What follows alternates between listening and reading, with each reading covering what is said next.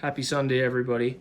I was going to have a good pre-run review for these, but I honestly can't get them to run reliably enough to get a full video shot, so I will be running some clips of some other engines, and I will see you a little bit later for the actual review of these.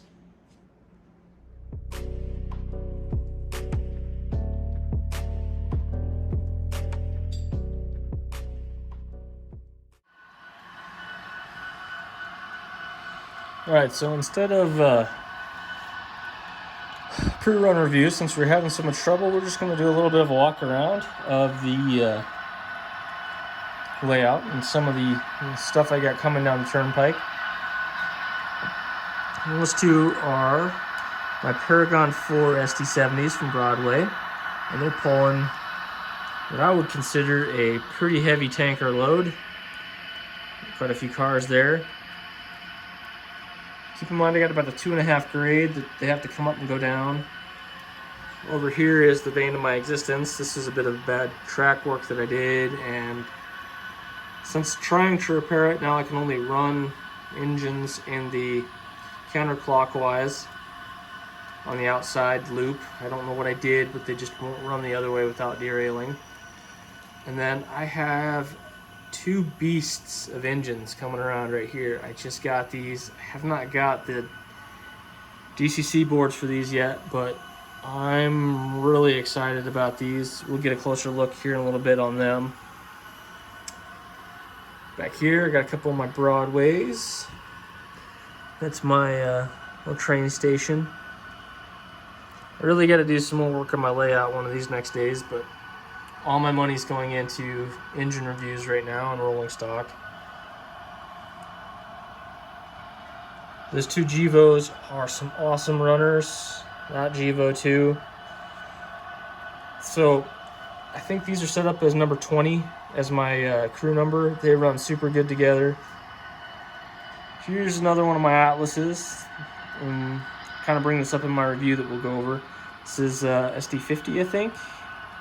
It's been awesome. It's been running great with this AC6000. They're really good runners. They pull really well together. I'm excited about how good that Atlas is compared to some of my others. Here is the good old-fashioned.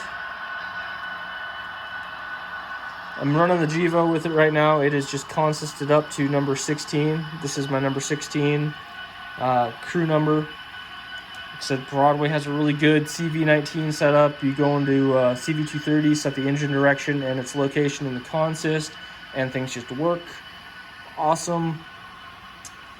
I just consisted the standard road number and just put it in there, turned off all the lights, and I've been testing it kind of as a high-speed system. I'm really enjoying running that one. I'm going to maybe do some videos on it in the coming weeks. Pulling one of my intermodals nice and fast around the layout, so that will probably be some of my daily videos coming up. Had some questions about these, just kind of had them sitting on the layout. I was really excited. Not sure what it is. I call it Train Z. I've picked up a bunch of rolling stock and lots from them in the last couple weeks, and you can see a lot of it running on my layout right now. That one looks like it's relatively expensive, and I got it for a deal. It came for like $100 with like 13 or 14 other cars. It looks like the standard one's selling for like 70 online right now. So somebody painted it. I don't know. Probably doesn't belong on my layout, but it's awesome and I like it, so I'm going to run it.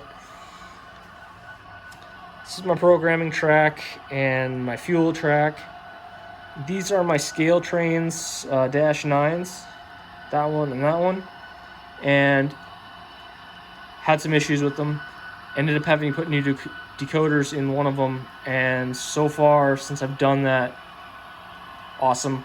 Can't wait for the review on these. I think it's going to be interesting. The price point with these versus a Kato is kind of interesting. I'm excited about those. But the other thing I've got in consist here is a dash 8 from Atlas.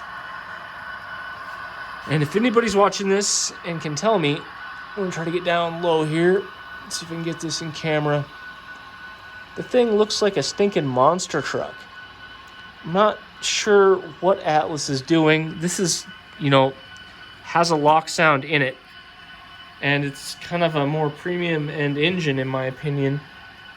My older Dash 8s, my 2-axle ones that you see on here, look correct, but it's like this one's a monster truck and the frame's been jacked up and you can see the gears running and whatnot, and it even, I don't know, if I can get my camera down here, it almost looks like the body sits up too high compared to the Dash 9s. I don't know if anybody else has run into this. I'm gonna try to get better,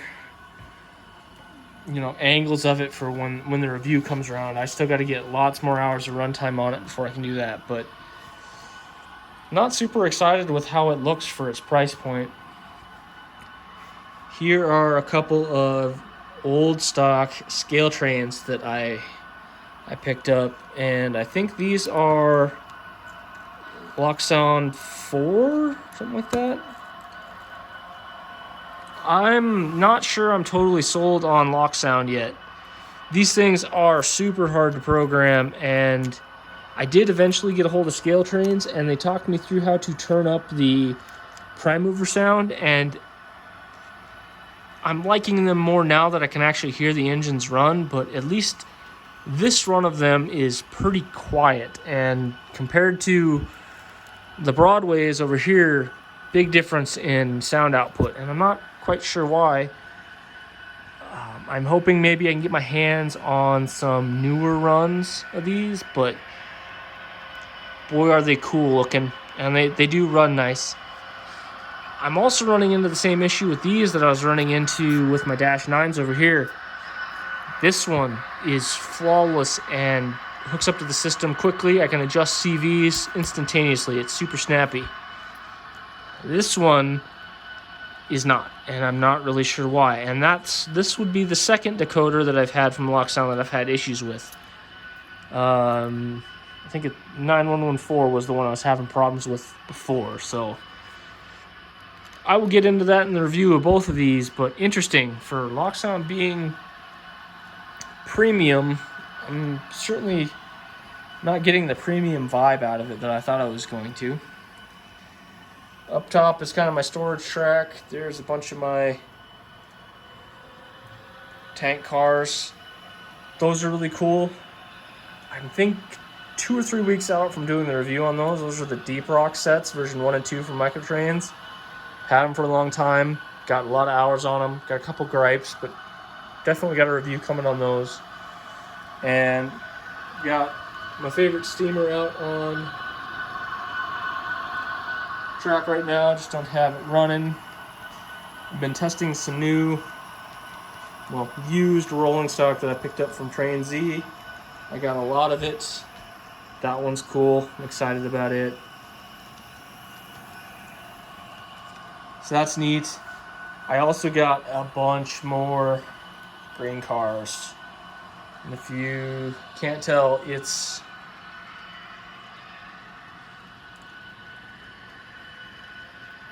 a long train.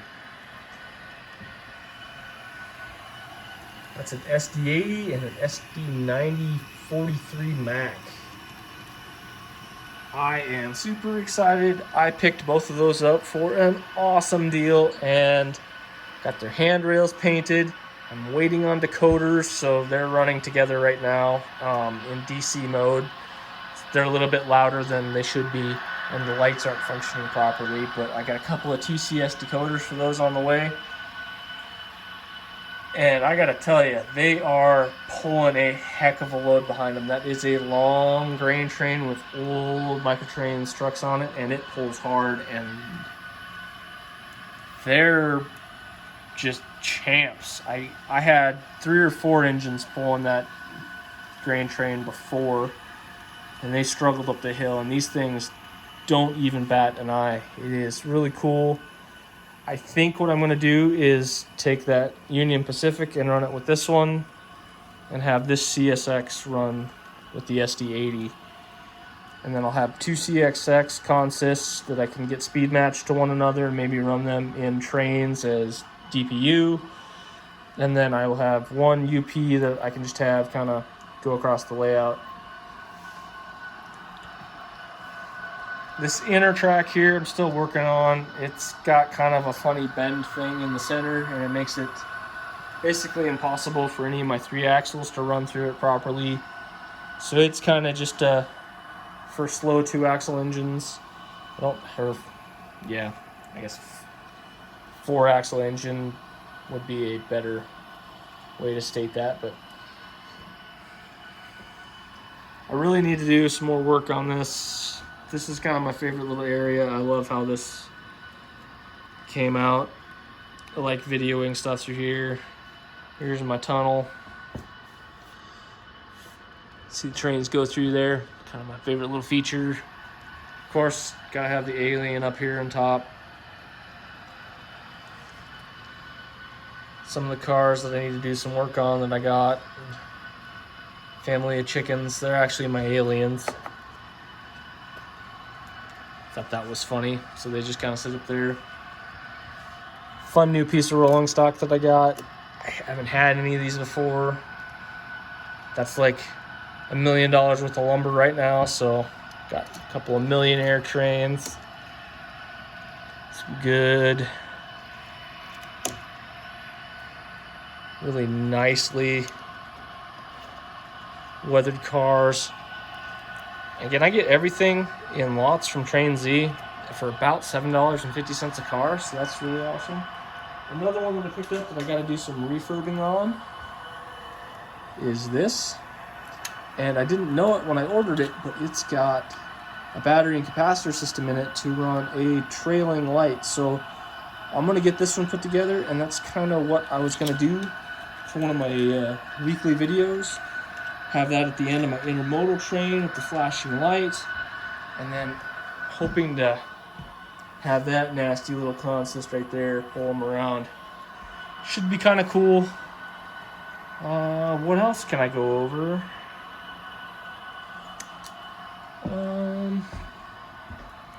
A couple of my finds that I got with some of these lots.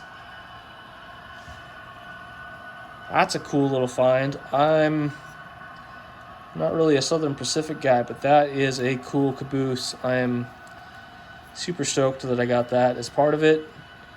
Neat little find. What else? Yeah, nothing crazy, I guess. A couple of... This is kind of neat. I actually work for a New Holland dealership. And before we were New Holland, we sold Case IH. That is the International Harvester logo right there. That's a cool little car. Remember selling international parts back in the day when I was a parts guy for Case IH, so that's cool. Yeah, I guess that's all I really got for today. Thought I'd just kind of show you what I got going on. Show you some trains running on my layout since I couldn't do a solid pre-run review. I'm a little disappointed in those Atlases. I couldn't keep them running long enough. But if you do want to run back and look at the 2715, I do have lots of running videos up until, today. But as of this morning, it pretty well stopped running consistently. I have to let it warm up for quite a bit of time, and going across any turnout, it just struggles. So tune in for the review, and I will see you guys then.